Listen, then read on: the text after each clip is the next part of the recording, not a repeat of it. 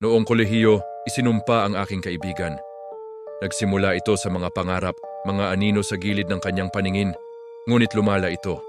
Isang gabi, sa aming dormitoryo, nagsimula siyang magsalita sa isang wika na hindi pamilyar.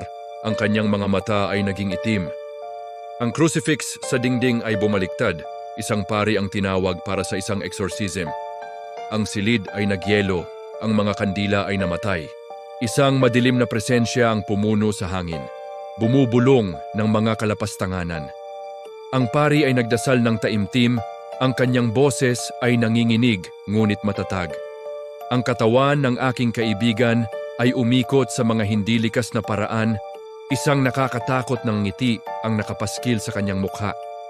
Sa isang huling, nakakabinging sigaw, isang itim na usok ang lumabas mula sa kanyang bibig at naglaho. Bumagsak siya walang malay, ngunit sa wakas ay malaya.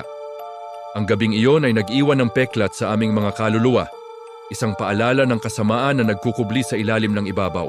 Follow for more.